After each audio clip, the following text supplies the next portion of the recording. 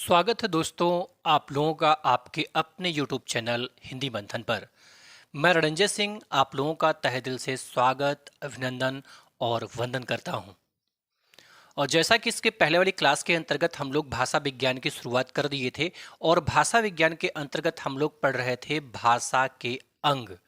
और भाषा के अंग के विषय में मैंने आपको बताया कि भाषा के वास्तव में 3 अंग होते हैं, जिसमें पहला होता है बोली, दूसरा होता है परिनिष्ठित भाषा या फिर मानक भाषा और उसका तीसरा जो अंग होता है उसे हम कहते हैं राष्ट्रभाषा। इसके आगे हमने आपको बोली के परिप्रेक्ष्य में ये बताया कि वास्तव में भाषा का वह रूप जिसका प्रयोग हम अपने घरों में करते हैं, अपने आस पड़ोस के लोगों के साथ करते हैं, उसे हम क्या कहते हैं? तो उसे हम बोली कहते हैं। उसे क्या कहते हैं भैया? हम बोली कहते हैं। और आज हम लोग उसी श्रृंखला को आगे बढ़ाते हुए पढ़ेंगे कि भाई परिनिष्ठित भाषा किसे कहते हैं। ध्यान से देखिएगा, तीनों अंग एक दूसरे से जुड़े हुए हैं।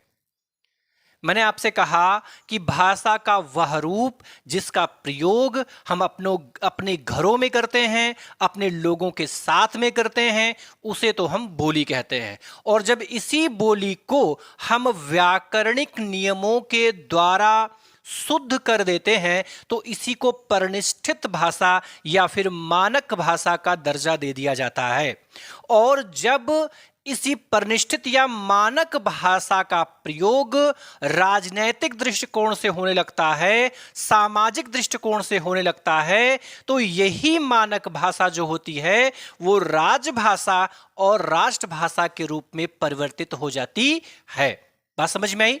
कहने का मेरा मतलब ये है कि भाषा का वह रूप जिसका प्रयोग हम अपने घरों में करते हैं उन्हें तो हम बोली कहते हैं। और जब इसी बोली को व्याकरण के नियमों के द्वारा शुद्ध कर दिया जाता है तो उसी को परिनिष्ठित भाषा या फिर मानक भाषा कहते हैं। और जब इसी परिनिष्ठित भाषा या मानक भाषा, जो परिनिष्ठित भाषा या मानक भाषा है, वो राजनैतिक स्वरूप को ग्रहण कर लेती है, सामाजिक स्वरूप को ग्रहण कर लेती है, तो यही परिनिष्ठित या मानक भाषा राजभाषा या राष्ट्रभाषा का रूप ग्रहण कर लेती है।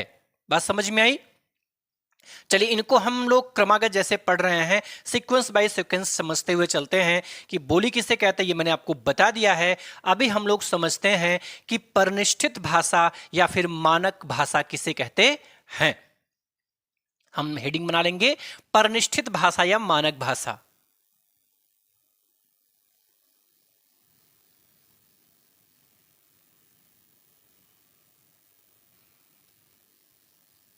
परिनिष्ठित भाषा या मानक भाषा। मानक भाषा। अच्छा, ये परिनिष्ठित भाषा और मानक भाषा का अर्थ ही आपके समझ में नहीं आ रहा है तो ध्यान से समझिए। परिनिष्ठित का अर्थ ही क्या होता भैया? शुद्ध होता है। क्या अर्थ होता भैया? शुद्ध होता है। क्या अर्थ होता है? शुद्ध होता है। ठीक। और मानक का अर्थ क्या होता है? मान्य। क्या अर्थ होता है? मान्य। अर्थात जो शुद्ध भाषा होती है उसी को परिनिष्ठित भाषा कहते हैं और जो मान्य भाषा होती है उसी को हम मानक भाषा कहते हैं। क्या कहते हैं? मानक भाषा कहते हैं। बात समझ में आई? यदि शब्दों के अर्थ की मैं बात करूं कि भाई परिनिष्ठित भाषा किसे कहते हैं, तो जो शुद्ध भाषा होती है उसे परिनिष्ठित भाषा कहते हैं और जो भाषा मान्य होती है उसे हम क्या कहते हैं? मानक भाषा कहते हैं।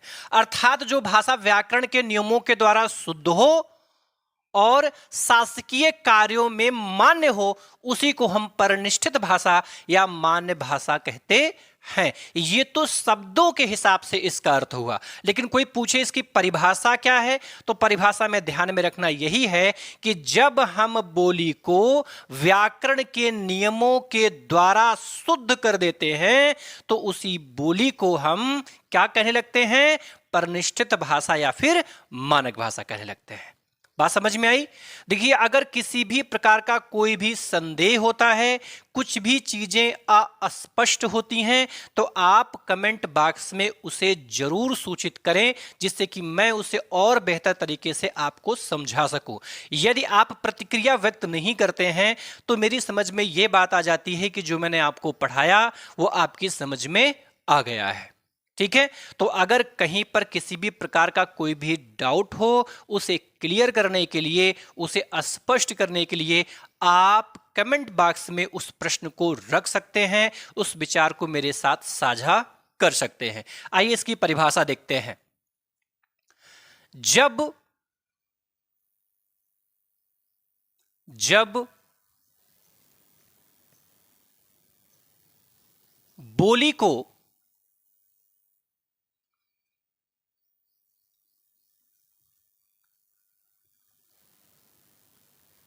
व्याकरणिक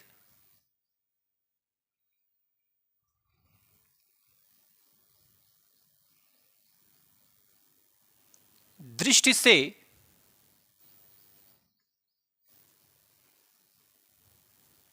शुद्ध कर दिया जाता है,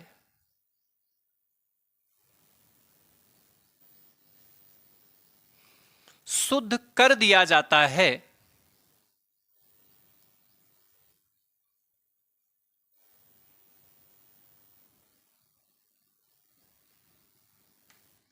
शुद्ध कर दिया जाता है, तो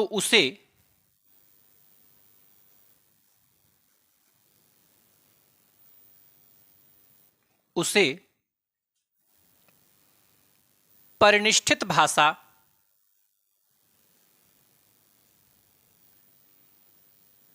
परिनिष्ठित भाषा या मानक भाषा कहते हैं।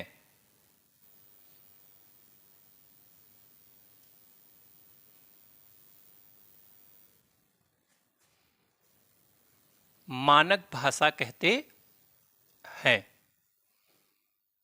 बात समझ में आई? मैंने ये कहा कि जब बोली को, किसको भैया?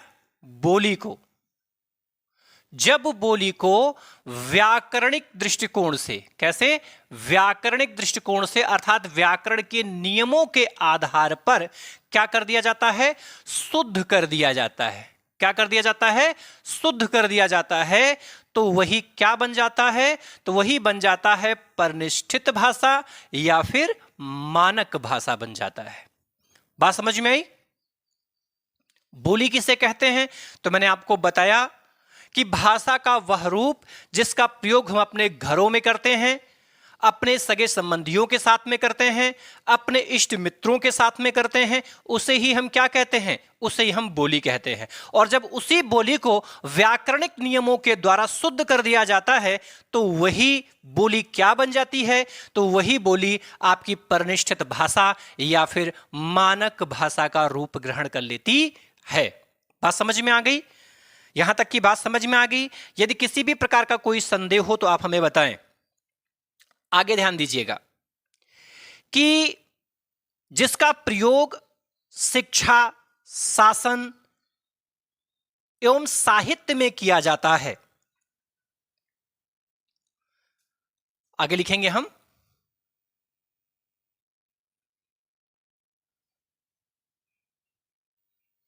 जिसका प्रयोग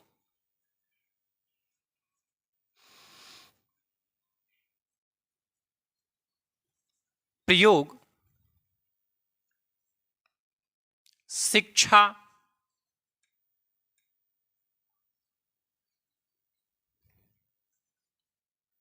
शासन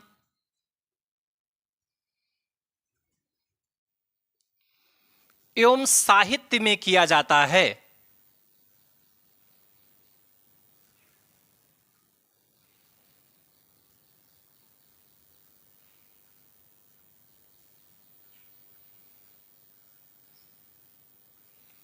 किया जाता है।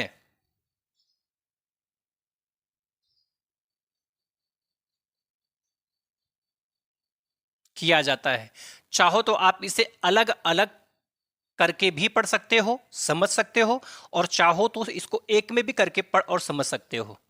ठीक है, आगे ध्यान से समझेंगे हम। जब किसी भी बोली को व्याकरण से परिनिष्ठित कर दिया जाता है तो उसे हम मानक भाषा कहते हैं। ठीक है, मैंने आपको क्या बताया, ध्यान से समझेंगे कि परिनिष्ठित भाषा या मानक भाषा किससे कहते हैं। तो ध्यान से समझना कि जब हम बोली को व्याकरणिक दृष्टिकोण से शुद्ध कर देते हैं तो उसे ही परिनिष्ठित भाषा या फिर हम मानक भाषा कहते हैं। इस परिनिष्ठित भाषा या मानक भाषा का प्रयोग कहां किया जाता है? तो इस परिनिष्ठित भाषा या मानक भाषा का प्रयोग हम शिक्षा के क्षेत्र में करते हैं, प्रशासनिक व्यवस्थाओं के अंतर्गत करते हैं, या साहित्य के क्षेत्र में करते हैं। बात समझ में आई? साहित्य के क्षेत्र में करते हैं। यहां तक की बात समझ में आ गई? या आप इसे और गहनतम तरीके से समझना चाहते हैं तो आप एक पॉइंट और अच्छे से समझिए, इससे हम और आसान शब्दों में आपको समझाने की कोशिश करते हैं। लिखेंगे हम, जब किसी भी बोली को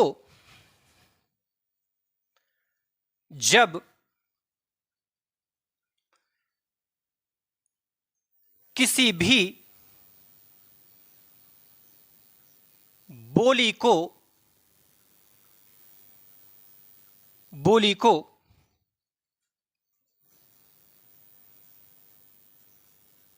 व्याकरण के नियमों के द्वारा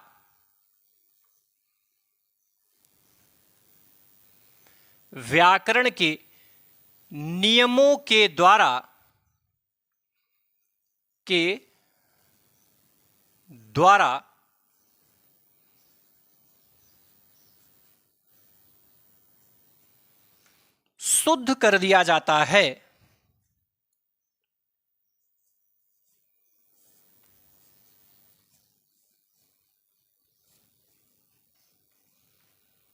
शुद्ध कर दिया जाता है तो उसे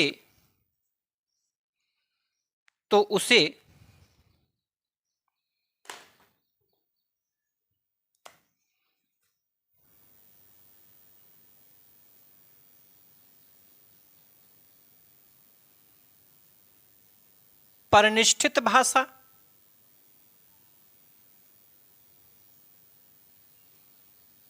या मानक भाषा कहते हैं।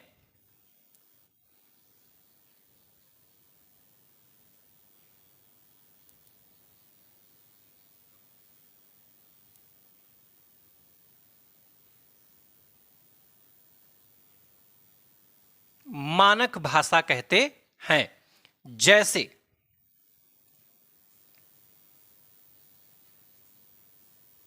जैसे आपको खूब अच्छे से याद होगा कि वास्तव में जो ये खड़ी बोली जिसका प्रयोग हम लोग करते हैं, जो जिस भाषा में आपको पढ़ा रहा हूं, ये क्या है? ये खड़ी बोली है। क्या भैया? खड़ी बोली। पहले ये खड़ी बोली एक बोली थी। क्या थी? बोली थी। बाद में यही खड़ी बोली क्या हुई?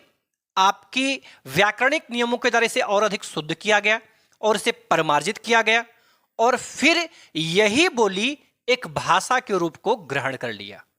ठीक है, कहने का मतलब जो खड़ी बोली थी वो पहले एक बोली थी, बाद में जब उसे व्याकरण के नियमों के द्वारा शुद्ध कर दिया गया तो यही खड़ी बोली क्या बन गई? खड़ी भाषा बन गई।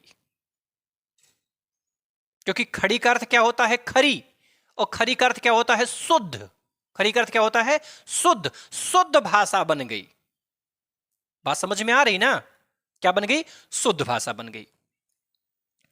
तो आप उसमें लिख लेंगे,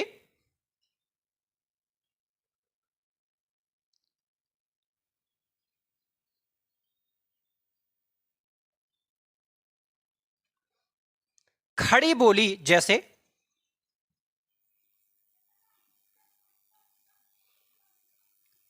खड़ी बोली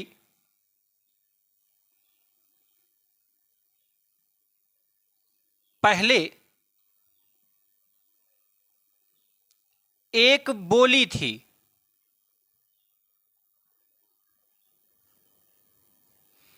बाद में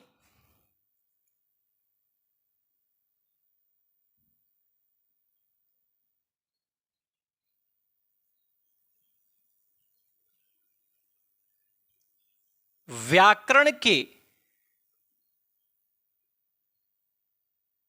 नियमों से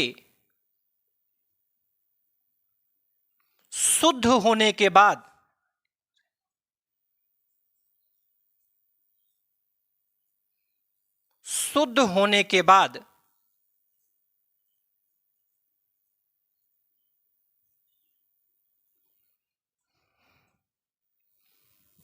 भाषा बन गई।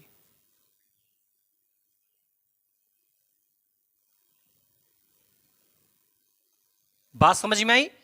पहले क्या थी? तो पहले ये बोली थी, और जब व्याकरण के नियमों के द्वारा इसे शुद्ध कर दिया गया तब क्या बन गई? तब ये एक भाषा बन गई। ठीक है, बात समझ में आई? ये जो खड़ी बोली आप देख रहे हैं, खड़ी बोली पहले क्या थी? एक बोली थी, और जब इसे व्याकरण के नियमों के द्वारा क्या कर दिया गया? शुद्ध कर दिया गया। क्या कर दिया गया? शुद्ध कर दिया गया।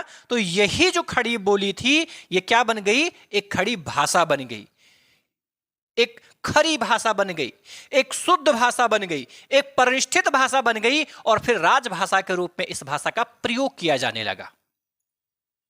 बात समझ में आई? बात समझ में आई भैया? ध्यान से फिर से एक बार देखेंगे।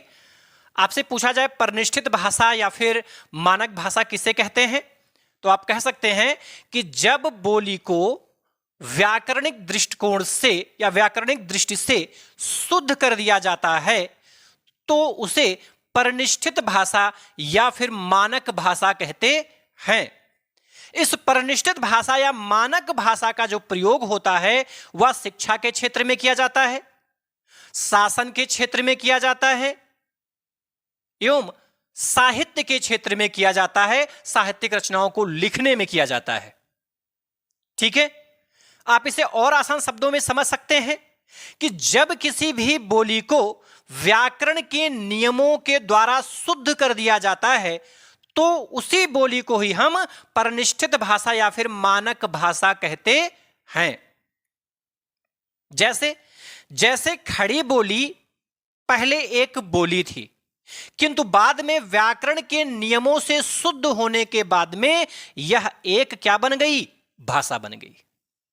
बात समझ में आई? बात समझ में आ गई भैया? चलिए, तो आप इसका एक स्क्रीनशॉट ले लीजिए, फिर मैं इसके आगे की चीजों की चर्चा आपसे करता हूं।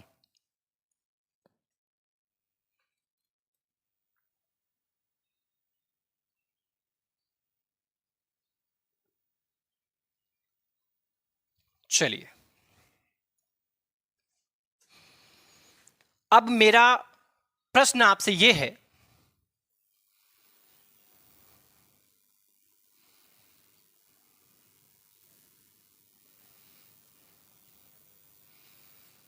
मैं आपको दो प्रश्न दे रहा हूं, आप इन दोनों ही प्रश्नों का जवाब हमें कमेंट बॉक्स में देंगे। कहां देंगे? कमेंट बॉक्स में देंगे। मेरा पहला प्रश्न है,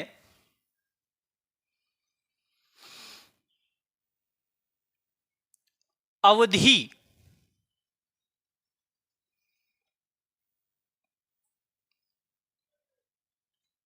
भाषा का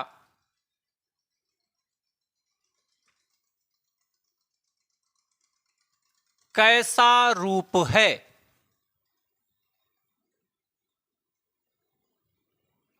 कैसा रूप है? ए,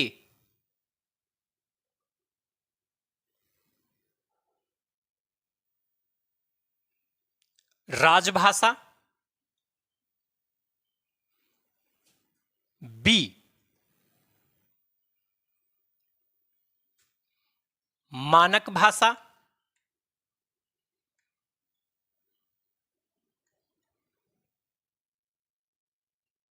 सी,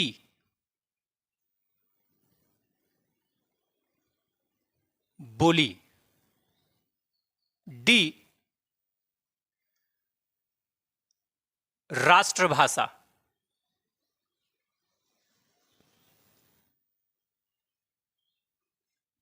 ठीक है, यह पहला प्रश्न है।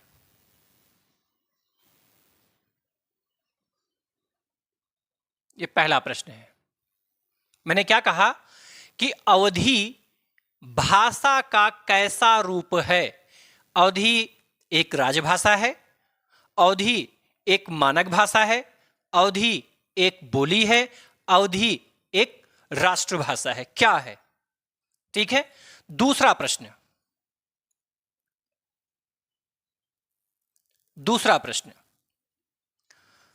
खड़ी बोली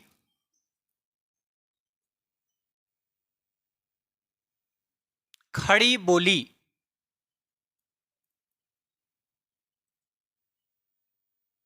खड़ी बोली भाषा का कैसा रूप है?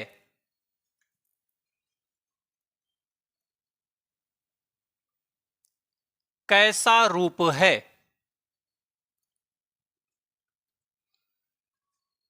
ए बोली,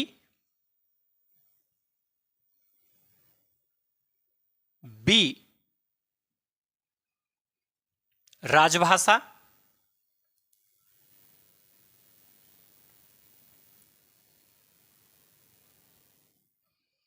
राजभाषा,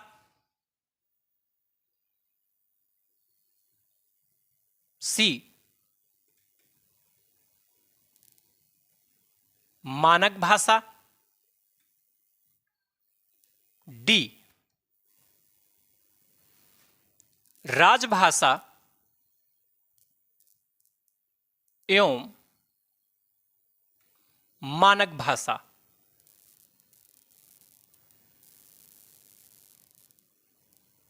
मानक भाषा जवाब देना है आपको। अवधि क्या है, अवधि भाषा का कैसा रूप है, आपको यह बताना है। पहले प्रश्न में आपको करना क्या है कि यह जवाब आप कमेंट बॉक्स में देंगे। पहले का एबीसी में जो सही होगा आप वो कर दीजिएगा, दूसरे में एबीसीडी में जो सही होगा आप वो कर दीजिएगा। यदि मेरी बात आपकी समझ में आ गई होगी, यदि आपको मेरी बात समझ में आ गई होगी कि बोली किसे कहते हैं और मानक भाषा या फिर परिनिष्ठित भाषा किसे कहते हैं, यह बात समझ में आ गई होगी, तो आप इन दोनों ही प्रश्नों का जवाब दे पाएंगे। हालांकि मैंने इन दोनों प्रश्नों के टाइप को थोड़ा सा क्लिष्ट बना दिया है, इसलिए क्योंकि प्रश्न जो आते हैं वो इसी लेवल पे आते हैं। ठीक है, जैसा मैंने पढ़ा इट इज वैसा ही मैं प्रश्न बना देता तो मुझे पता था आप उसका जवाब तुरंत दे देते, लेकिन मैं चाहता हूं कि थोड़ा सा आप इसे सोच करके जवाब दें कि इन दोनों ही प्रश्नों का सही जवाब क्या हो सकता है। ठीक है, यदि बोली समझ में आपके आ गया है, यदि राष्ट्रभाषा या मानक भाषा आपके समझ में आ गया है, तो आप इन दोनों प्रश्नों का जवाब हमें दे पाएंगे। ठीक है, चलिए आगे चलते हैं। आगे हम लोग पढ़ेंगे राष्ट्रभाषा। क्या पढ़ेंगे? राष्ट्रभाषा। स्क्रीनशॉट इसका आप ले लीजिए भैया। ठीक है, स्क्रीनशॉट ले लीजिए आप इसका।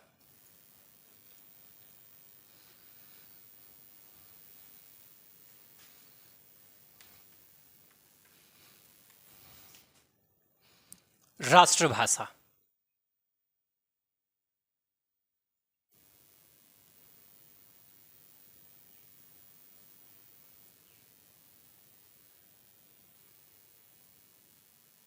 राष्ट्रभाषा। अब राष्ट्रभाषा किसे कहते हैं?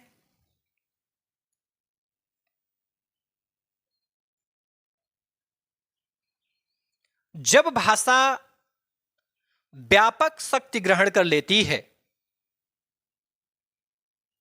तब आगे चलकर राजनैतिक और सामाजिक शक्तियों के आधार पर राजभाषा एवं राष्ट्रभाषा का दर्जा पा लेती है। क्या मैंने कहा? जब भाषा व्यापक शक्ति ग्रहण कर लेती है, जब भाषा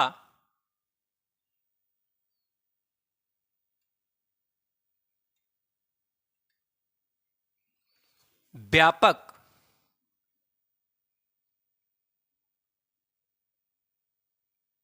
शक्ति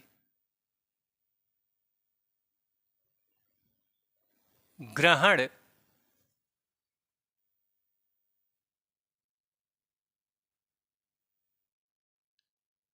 लेती है।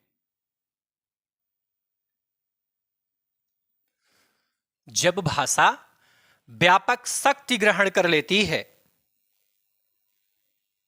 तब आगे चलकर राजनैतिक और सामाजिक शक्तियों के आधार पर तब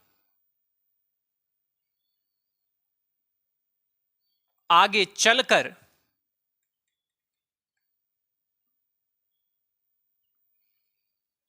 राजनैतिक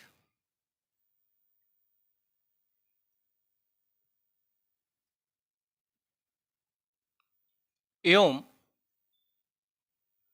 सामाजिक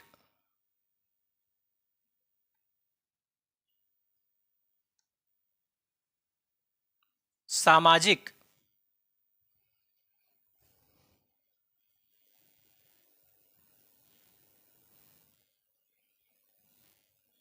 शक्तियों के आधार पर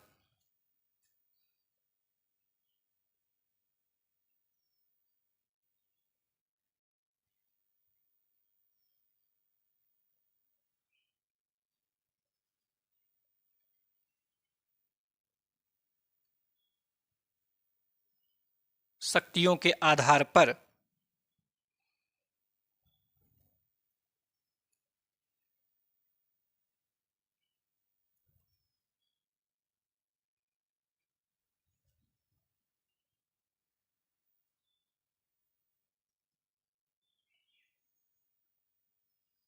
राजभाषा एवं राष्ट्रभाषा का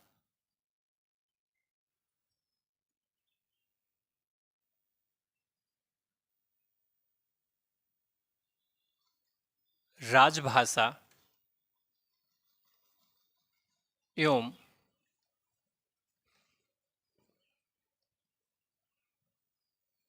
राष्ट्रभाषा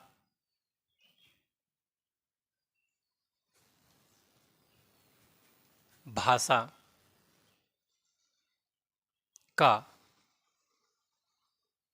दर्जा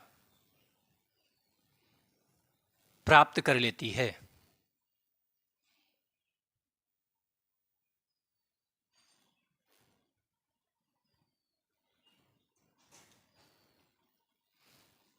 बात समझ में आई? जब भाषा व्यापक शक्ति ग्रहण कर लेती है, जब भाषा व्यापक शक्ति ग्रहण कर लेती है, जब भाषा व्यापक शक्ति ग्रहण कर लेती है, तब आगे चलकर राजनैतिक और सामाजिक शक्तियों के आधार पर राजभाषा एवं राष्ट्रभाषा का दर्जा प्राप्त कर लेती है। कौन? भाषा। कौन भैया? भाषा। बात समझ में आई? जैसे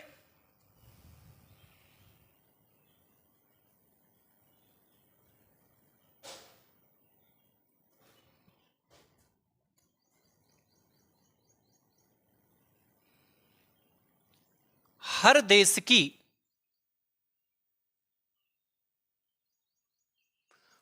देश की अपनी एक राष्ट्रभाषा होती है।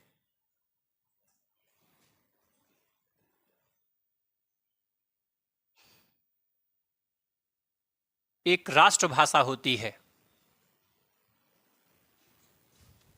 जैसे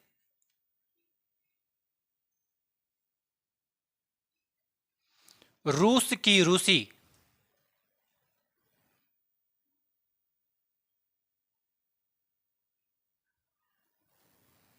जापान की जापानी,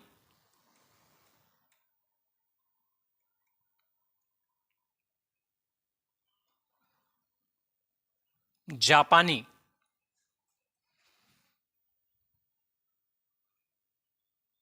चीन की चीनी,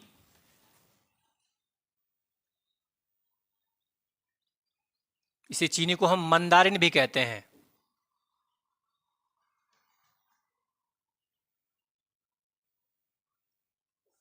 चीनी या मंदारिन भी कहते हैं। चीनी,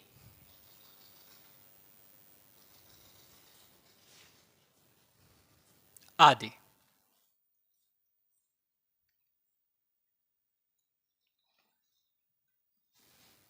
आदि।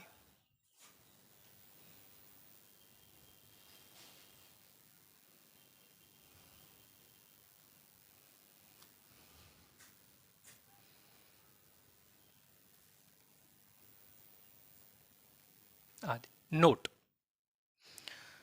सबसे बड़ी विडंबना, सबसे बड़ा दुर्भाग्य इस भारत देश का यह है कि हमारी अपनी कोई राष्ट्रभाषा है ही नहीं।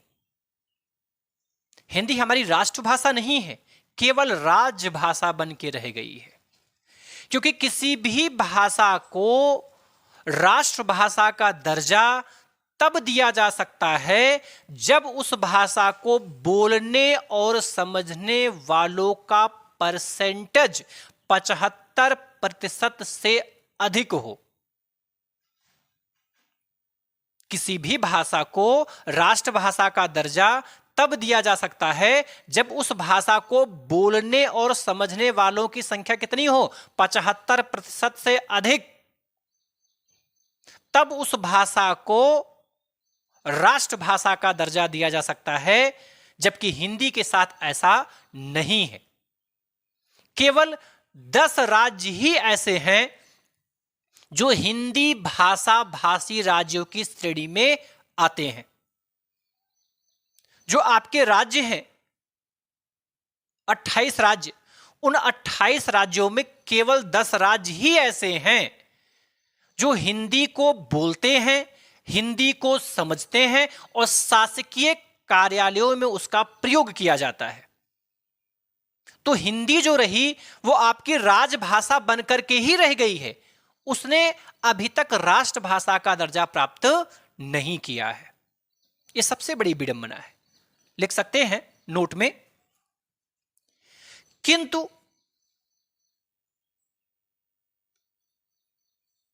भारत की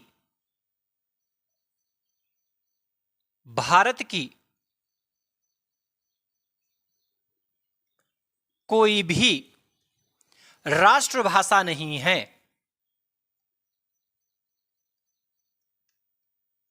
राष्ट्रभाषा नहीं है।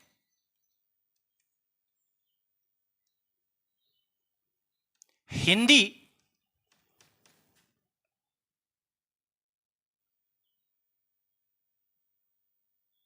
केवल राजभाषा बनकर रह गई है।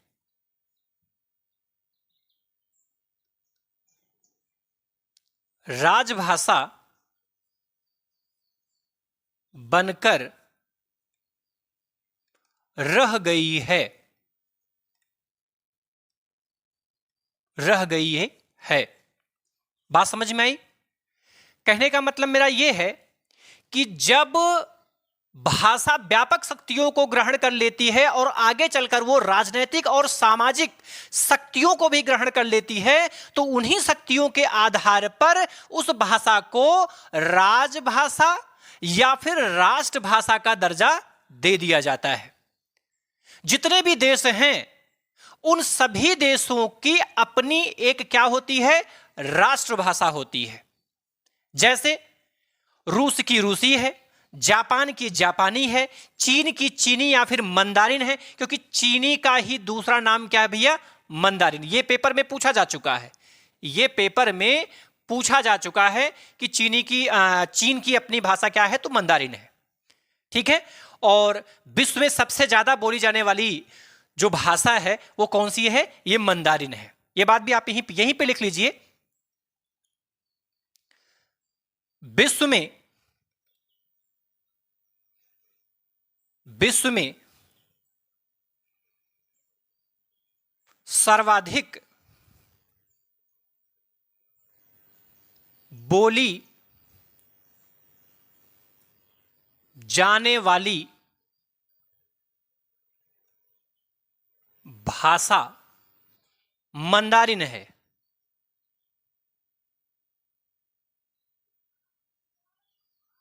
मंदारिन या फिर क्या है, चीनी है।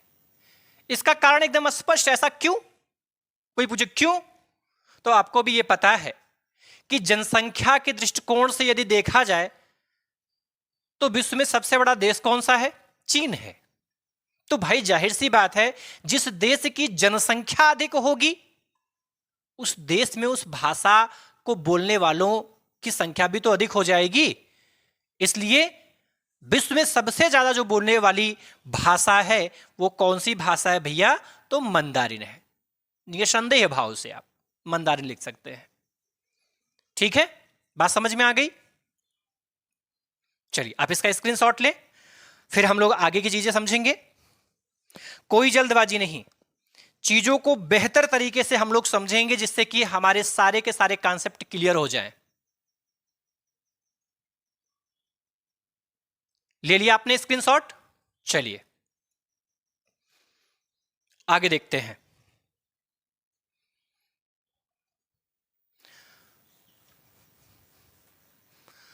अब जो मैंने अभी तक आपको पढ़ाया है मैं इसको केवल 3 लाइनों में समाप्त करने की कोशिश करता हूं। ठीक है, अगर इतनी चीजें आपके समझ में आ गई हैं तो 3 लाइनों आप इनको याद कैसे करोगे? ठीक है,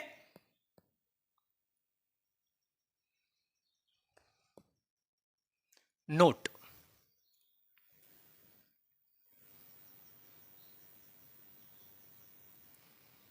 भाषा का वह रूप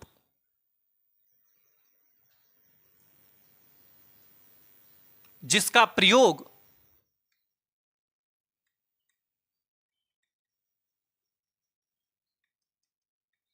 हम अपने घरों में करते हैं,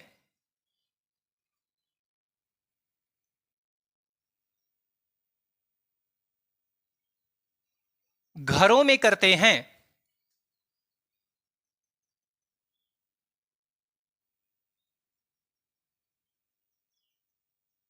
उसे बोली कहते हैं।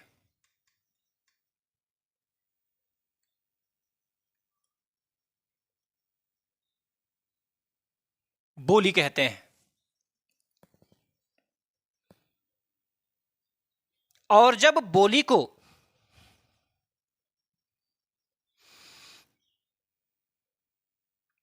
और जब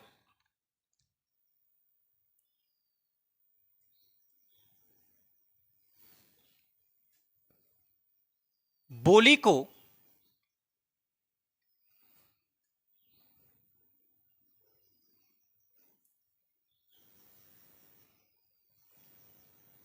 व्याकरणिक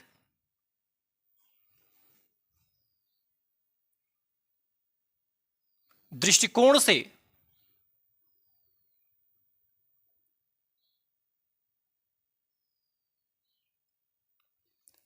से शुद्ध कर दिया जाता है,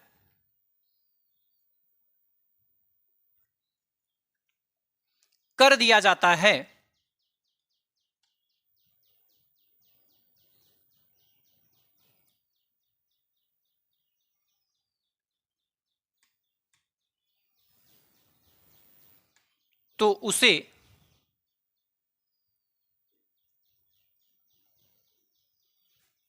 मानक भाषा या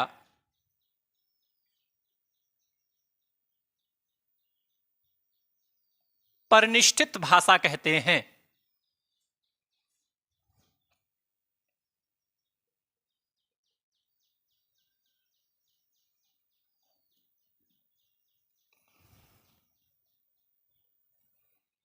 परिनिष्ठित भाषा कहते हैं।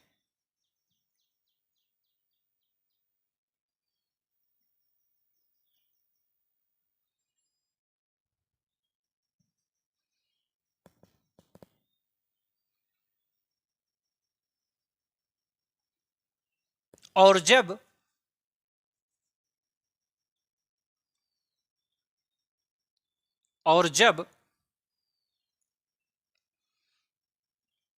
मानक भाषा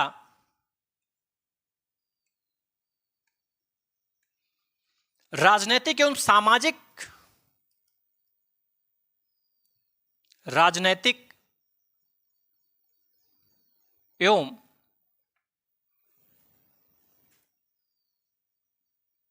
सामाजिक शक्ति को ग्रहण कर लेती है,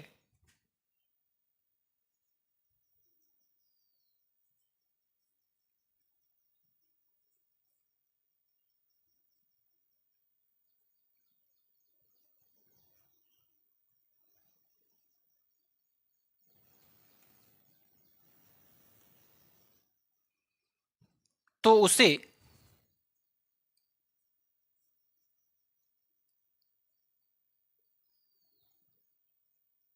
राजभाषा या राष्ट्रभाषा कहते हैं।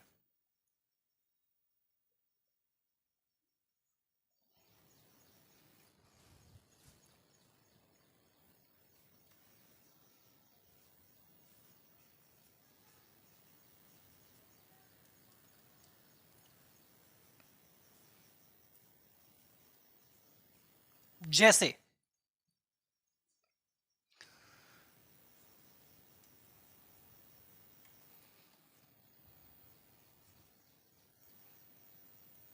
जापानी, चीनी, रूसी, ये क्या है? तो ये आपकी राष्ट्रभाषाएं हैं। क्या है? राष्ट्रभाषा। वहीं अगर हम राजभाषा की बात करें, राजभाषा की बात करें तो राजभाषा के रूप में आप हिंदी लिख सकते हैं। क्या लिख सकते हैं? हिंदी। क्योंकि हिंदी राजभाषा है भैया, राष्ट्रभाषा नहीं है। मैंने आपको बताया हिंदी क्या है? राजभाषा है, राष्ट्रभाषा नहीं है। ठीक है। और बात करें बोली की, मैंने कहा ना भाषा का वह रूप जिसका प्रयोग हम अपने घरों में करते हैं या अपने लोगों के मध्य करते हैं, अड़ोस पड़ोस के साथ में करते हैं, उसे हम क्या कहते हैं? उसे तो हम बोली कहते हैं। उसे हम क्या कहते हैं? उसे ही हम बोली कहते हैं। जैसे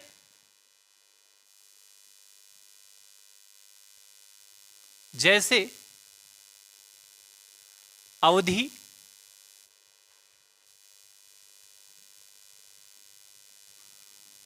भोजपुरी,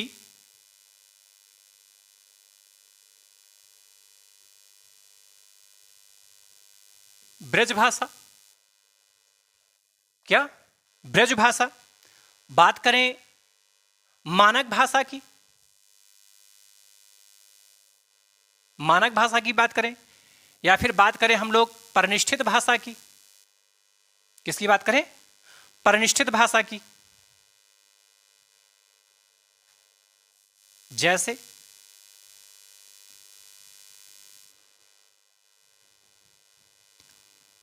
खड़ी बोली,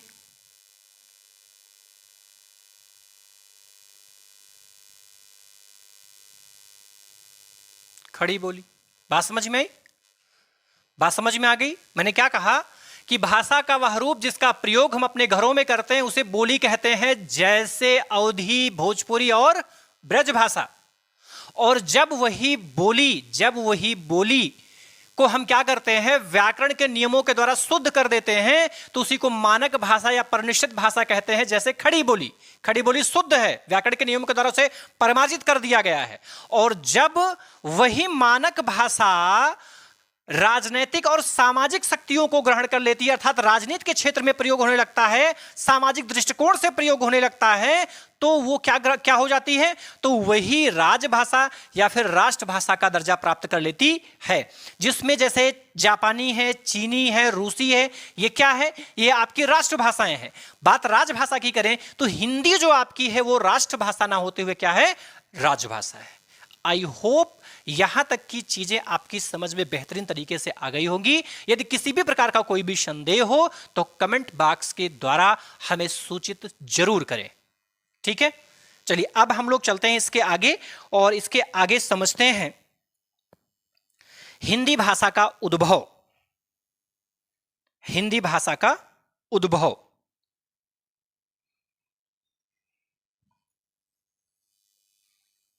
मिटाएं इसको भैया।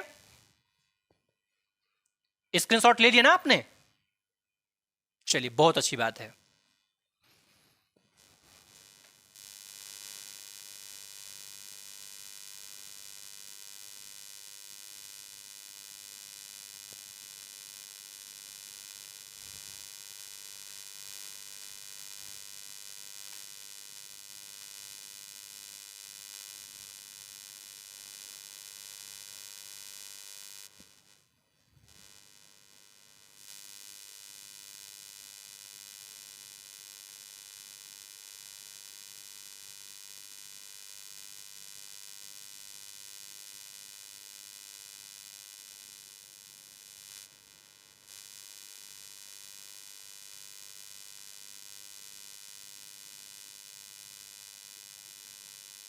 हिंदी भाषा का उद्भव।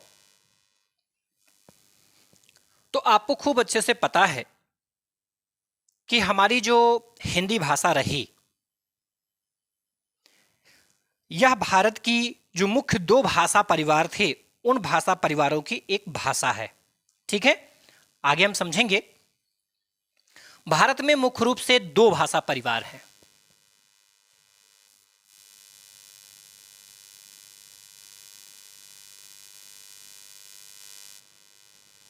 भारत में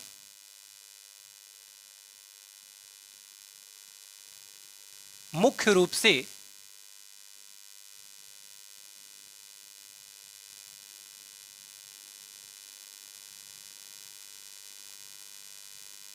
दो भाषा परिवार हैं।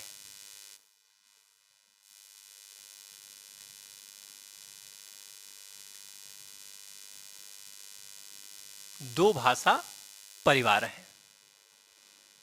वो भाषा परिवार कौन कौन से हैं?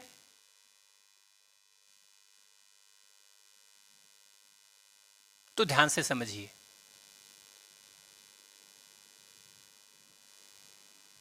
उसमें जो पहला भाषा परिवार है उसे हम कहते हैं आर्य भाषा परिवार। क्या कहते हैं भैया? आर्य भाषा परिवार।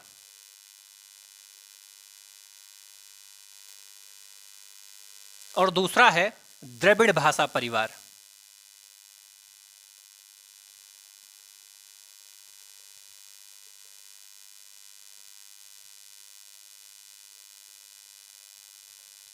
द्रविड़ भाषा परिवार। ये जो आर्य भाषा परिवार है यह उत्तर भारत की भाषा है। उत्तर भारत की भाषा, जबकि द्रविड़ भाषा परिवार जो है यह दक्षिण भारत की भाषा है।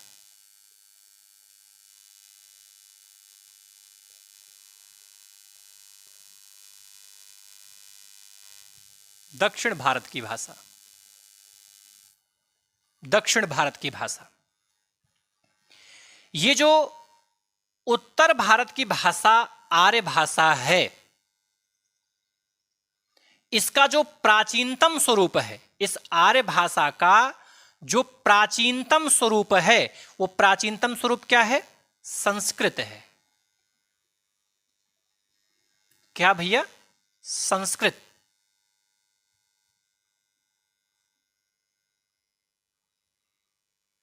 प्राचीनतम स्वरूप।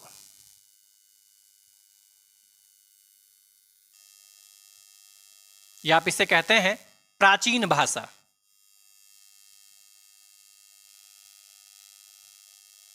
प्राचीन भाषा भी कह सकते हैं। और जो द्रविड़ भाषा परिवार रहा यह आगे नहीं बढ़ा, और संस्कृत का जो विकास हुआ यह आगे चलकर और विकसित हुआ, और विकसित होते हुए ये पाली, प्राकृत, अपभ्रंश, अवहट से होते हुए कहां पहुंच गई? हिंदी पहुंच गई। अर्थात ये जो हिंदी है, हिंदी, ये जो हिंदी भाषा है, यह हिंदी भाषा इसी संस्कृत की क्या है? उत्तराधिकारिणी भाषा। क्या लिखेंगे आप यहां पर? संस्कृत की उत्तराधिकारिणी भाषा। आर्य भाषा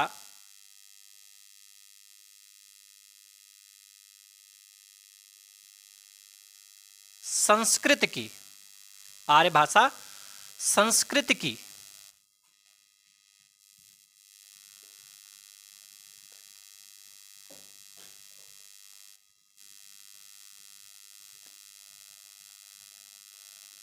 उत्तराधिकारिणी भाषा।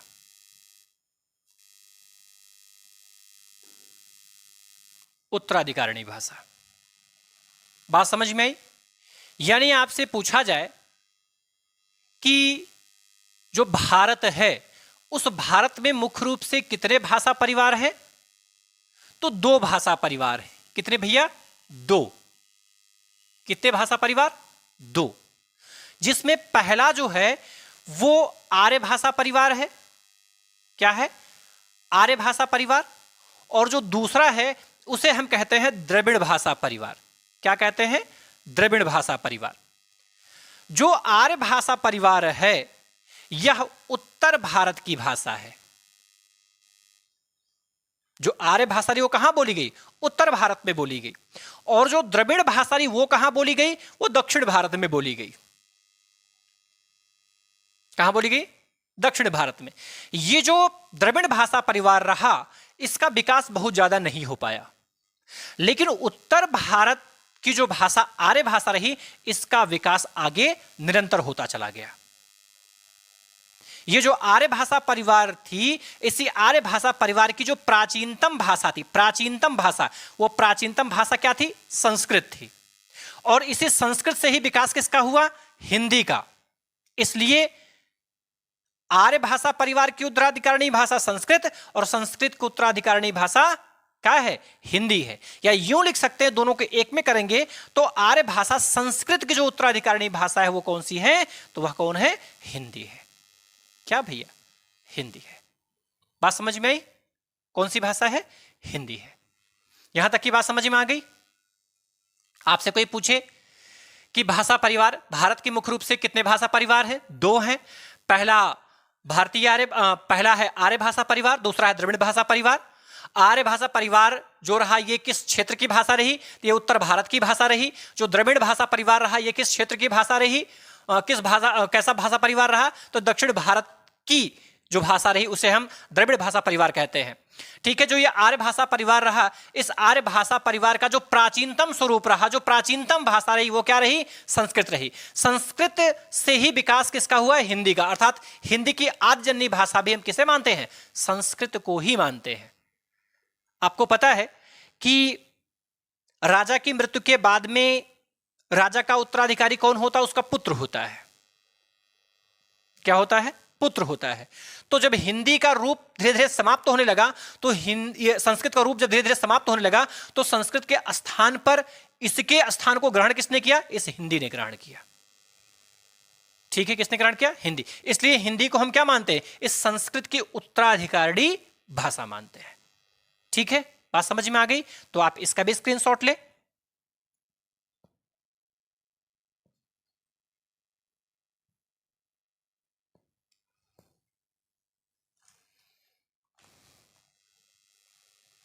अब हम लोग आगे समझेंगे।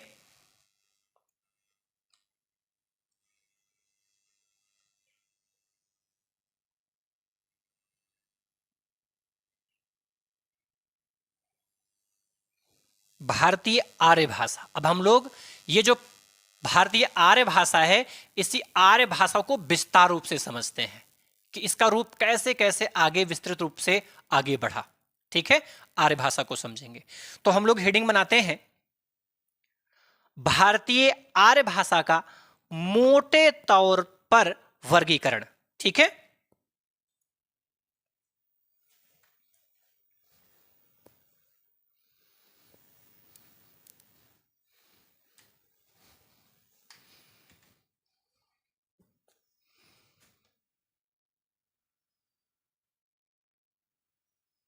भारतीय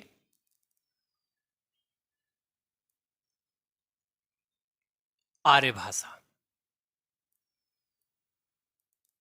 ये जो भारतीय आर्य भाषा रही इसका वर्गीकरण मोटे तौर पर 3 भागों में हुआ। कितने भागों में?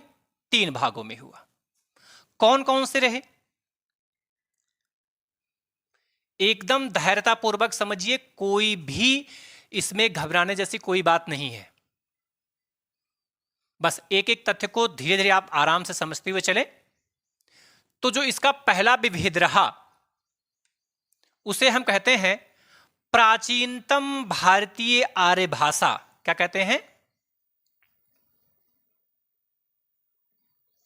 प्राचीनतम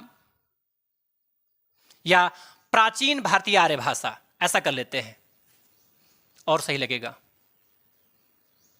प्राचीन भारतीय, अब इसको बार बार नहीं लिखेंगे हम, भारतीय आर्य भाषा। प्राचीन भारतीय आर्य भाषा। दूसरा है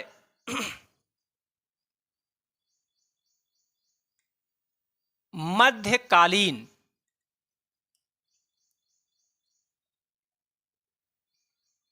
भारतीय आर्य भाषा। तीसरा है आधुनिक आधुनिक भारतीय आर्य भाषा।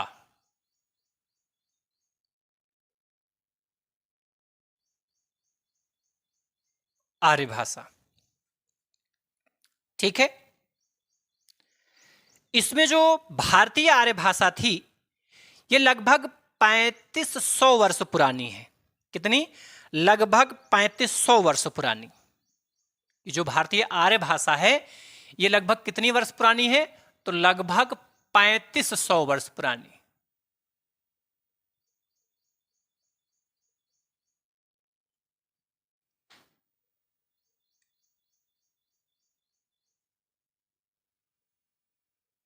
पैंतीस सौ वर्ष पुरानी, ठीक। इसमें जो प्राचीनतम भारतीय आर्य भाषा रही, ये प्राचीनतम भारतीय आर्य भाषा की जो समय सीमा रही, ये समय सीमा रही 1500 ईसा पूर्व से 500 ईसा पूर्व तक। 1500 ईसा पूर्व से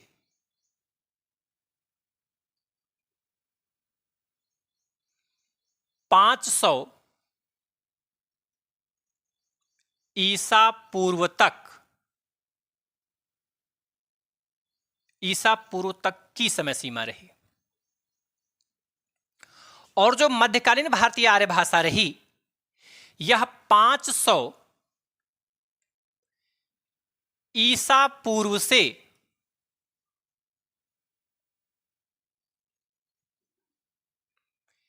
1000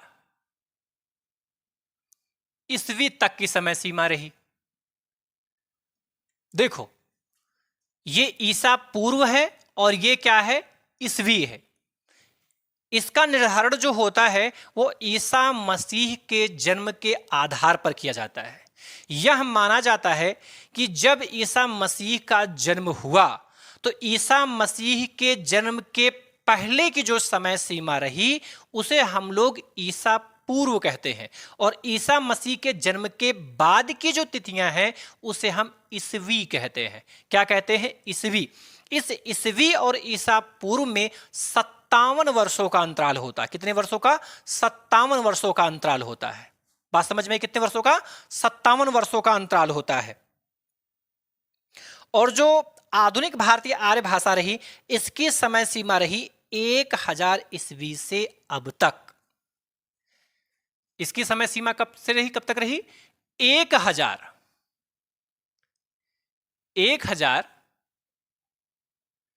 ईस्वी से अब तक।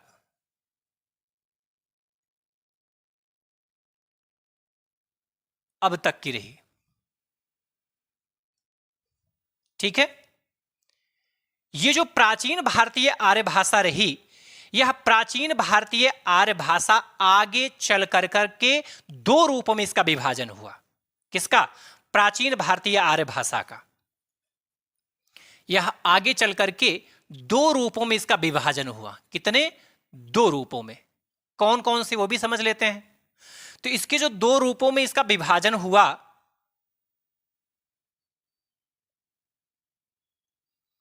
उसमें पहला है वैदिक संस्कृत।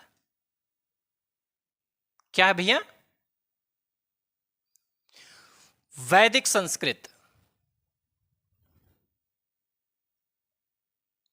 और दूसरा है लौकिक संस्कृत।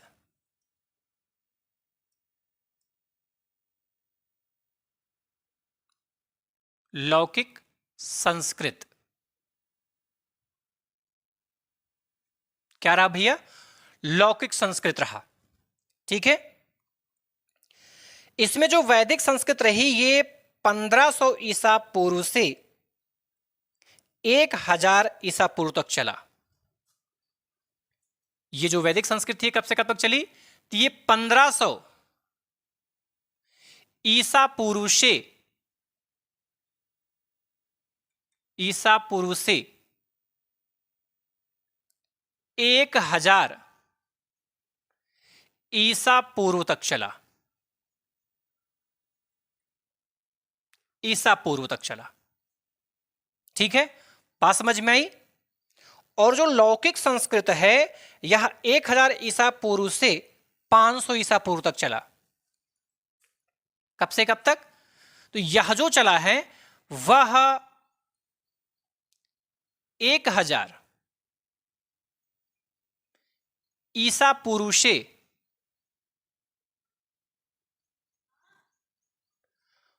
500 ईसा पूर्व तक।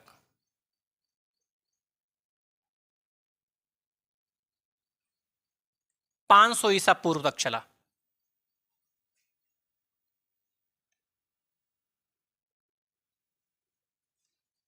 ईसा पूर्व तक चला। ठीक है, ये जो वैदिक संस्कृत रहा इस वैदिक संस्कृत में ही आपके ढेर सारे प्राचीनतम धर्म ग्रंथ लिखे गए। जैसे वैदिक काल में ही वेद लिखा गया, यहीं आपका उपनिषद लिखा गया,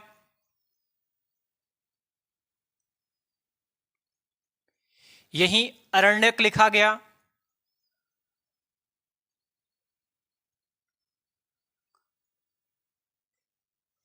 यहीं पर ब्राह्मण ग्रंथ लिखा गया,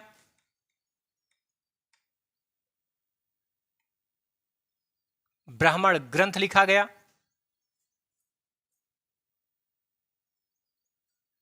और लौकिक संस्कृत में भी बहुत सारे धर्म ग्रंथ लिखे, बहुत सारी पुस्तकों का निर्माण हुआ है।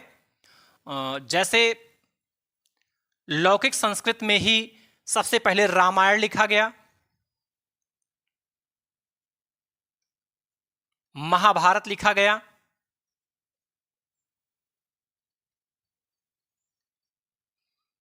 जो आपके 18 पुराण है वो 18 पुराणों का निर्माण भी यहीं किया गया। और इस समय जो आप कालिदास जी की रचनाएं पढ़ रहे हैं वो कालिदास जी की सभी रचनाएं, या कालिदास हैं, माघ हैं, भारवी हैं, हर्ष हैं, श्रीहर्ष हैं, सबकी रचनाएं जो लिखी गई वो कहां लिखी गई? आपके इसी लौकिक साहित्य में ही लिखी गई। अन्य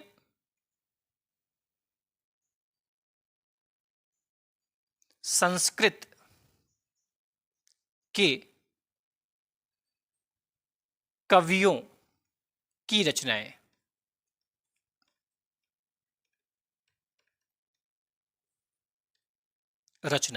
कहां लिखी गई? इसे आपके लौकिक संस्कृत के अंतर्गत ही लिखी गई। ठीक है, बात समझ में आया? कहने का मेरा मतलब यह है, देखिए इसमें जो डेट पूछी गई है पेपर में आया हुआ है आधुनिक भारतीय आर्य भाषा की समय सीमा। यह पेपर में पूछा जा चुका है, यह पेपर में पूछा जा चुका है, और वो भी पीजीटी के पेपर में आया हुआ प्रश्न है। पीजीटी, पिछली बार जो पीजीटी का पेपर हुआ तो पीजीटी के पेपर में यह प्रश्न आया हुआ था। इसलिए आप समझ पा रहे होंगे कि यह परीक्षा के दृष्टिकोण से कितना ज्यादा महत्वपूर्ण है। ठीक है, और जो जीके का पेपर होता, जीके का पेपर, उस जीके के पेपर में यह पूछा गया था कि वास्तव में जो रामायण है इस रामायण का निर्माण कब किया गया। ठीक है, उसमें दिया गया था कि वैदिक संस्कृत में किया गया, लौकिक संस्कृत में किया गया, दोनों में ही किया गया, किसी में नहीं किया गया, इस टाइप से प्रश्न बना दिया गया था। तो जो रामायण का निर्माण हुआ है वो लौकिक संस्कृत में किया गया है। ठीक है, बात समझ में आई? ये महत्वपूर्ण बात। तो आप इसका एक स्क्रीनशॉट ले लें, फिर आगे की चीजों की चर्चा करते हैं। आगे हम समझेंगे जो मध्यकालीन भारतीय आर्य भाषा रही इसका रूप आगे कैसे विस्तृत हुआ। ठीक है, स्क्रीनशॉट लीजिए आप इसका।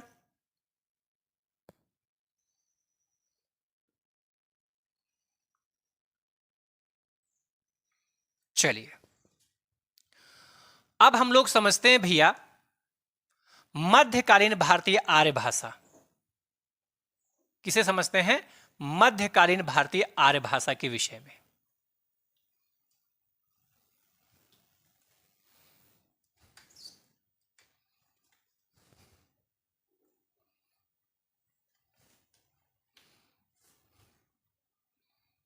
ये जो मध्यकालीन भारतीय आर्य भाषा रही, इसका विकास आगे चल करके 3 रूपों में हुआ। कितने? 3 रूपों में हुआ। कौन कौन सा?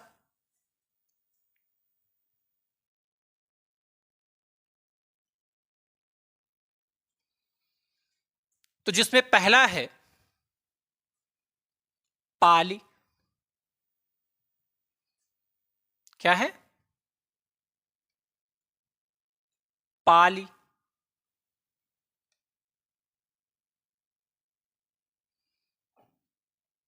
दूसरा है प्राकृत। तीसरा है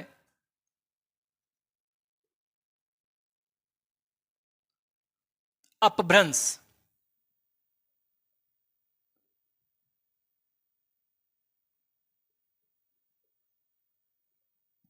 अपभ्रंश भाषा।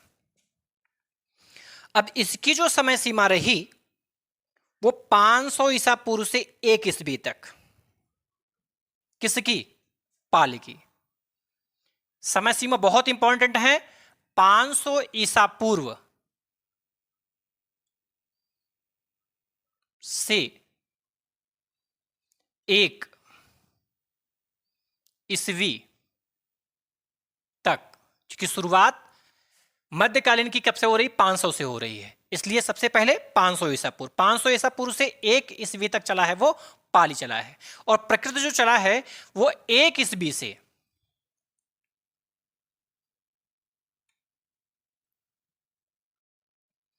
1000 ईस्वी तक चला है। और अपभ्रंश 1000 ईस्वी से अब तक 1000 ईस्वी से अब तक का समय। बात समझ में आई? ये जो पाली भाषा है, ये पाली भाषा वास्तव में रही बौद्ध धर्म की भाषा। किस धर्म की? बौद्ध धर्म की भाषा।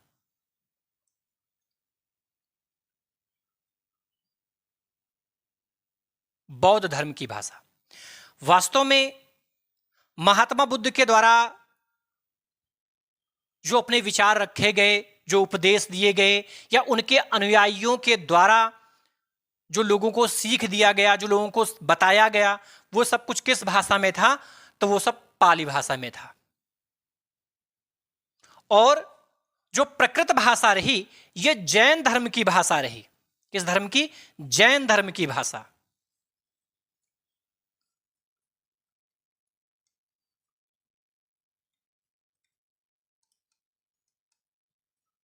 जैन धर्म की भाषा।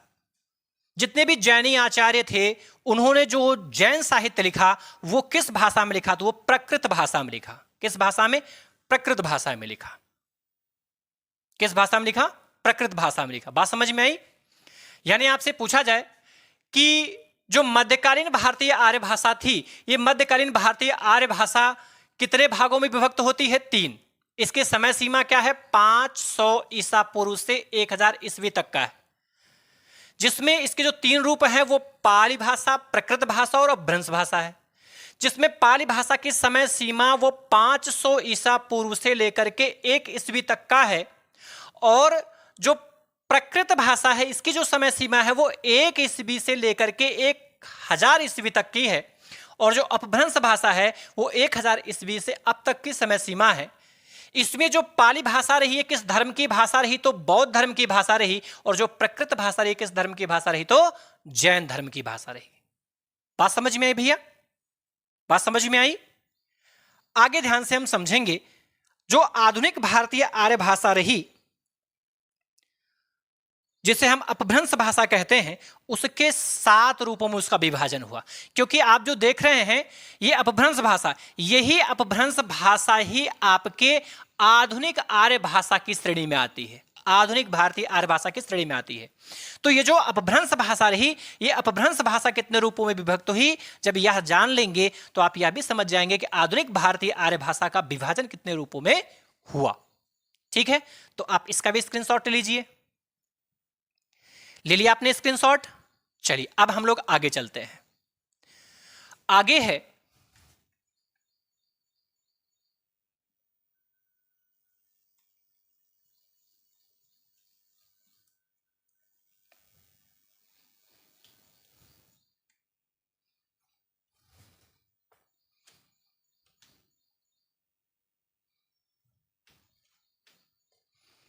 आधुनिक भारतीय आर्य भाषा।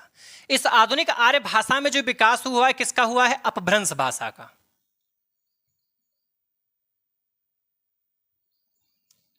अपभ्रंश भाषा।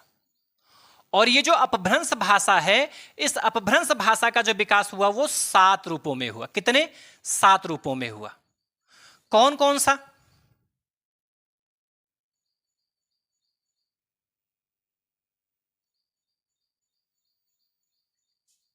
कौन कौन सा?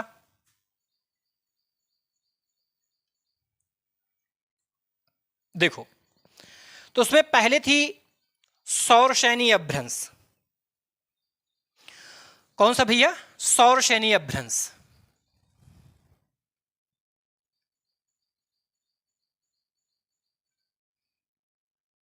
सौरसेनी अपभ्रंश। बार बार अपभ्रंश नहीं लिखेंगे, बार बार अपभ्रंश लिखने पर ये बहुत ज्यादा लंबा चौड़ा हो जाएगा। तो सौरसेनी अपभ्रंश ऐसे लिख देते हैं, सौरसेनी अपभ्रंश। दूसरा है अर्धमागधी अपभ्रंश।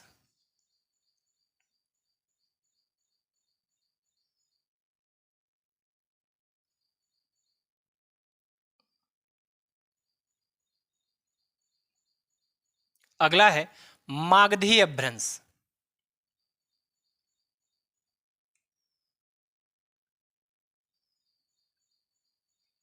मागधी अपभ्रंश।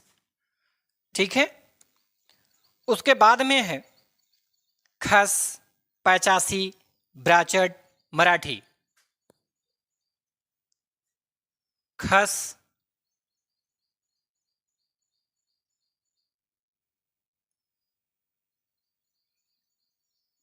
ब्राचड,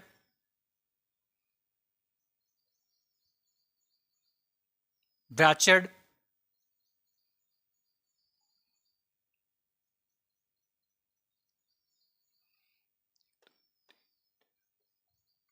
ब्राचड, पैचासी,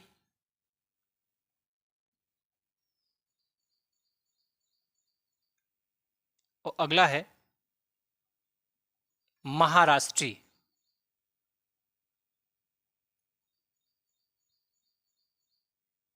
महाराष्ट्री है।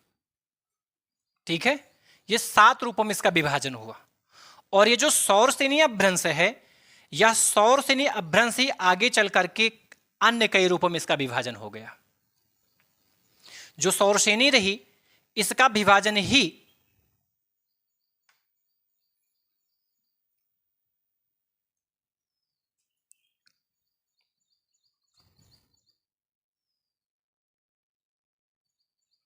तीन हिस्सों में हुआ, पश्चिमी हिंदी, राजस्थानी और गुजराती। पश्चिमी हिंदी,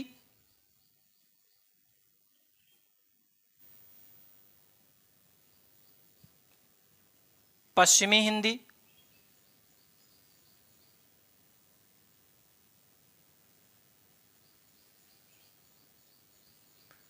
गुजराती,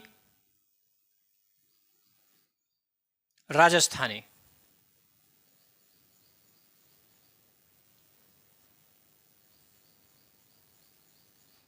और फिर ये जो पश्चिमी हिंदी रही, इसका विभाजन कई रूपों में हुआ। ठीक है, इसका विभाजन कई रूपों में हुआ।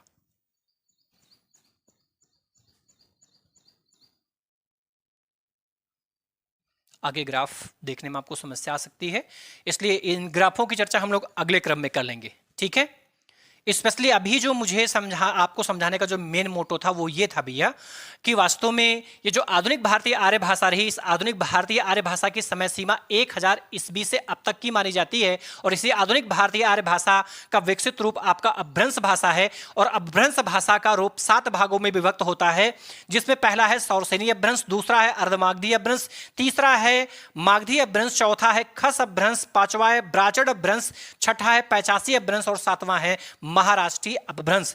इसमें जो सौरसेनी अपभ्रंश है, यह सौरसेनी अपभ्रंश आगे चल करके इसका विभाजन भी 3 उपभाषाओं में होता है। 3 उपभाषाओं में होता है, पश्चिमी हिंदी, गुजराती हिंदी और राजस्थानी हिंदी, जिसमें पश्चिमी हिंदी का विभाजन बोलियों में होता है। पश्चिमी हिंदी जो उपभाषा है इसका विभाजन बोलियों में होता है। इसके अंतर्गत 6 बोलियां सम्मिलित होती हैं। गुजराती हिंदी का विकास और बोलियों में नहीं होता है। राजस्थानी हिंदी का विकास 4 बोलियों के रूप में होता है और इसकी चर्चा हम लोग अगले क्रम में करने वाले हैं। यहां तक की बातें आपकी समझ में आ गई है तो आप हमारे इस चैनल को लाइक व सब्सक्राइब करें, साथ ही साथ हमारे इस वीडियो को भी लाइक करें और ज्यादा से ज्यादा लोगों के पास में शेयर करें, जिससे कि और लोगों को भी इसका लाभ मिल सके। धन्यवाद।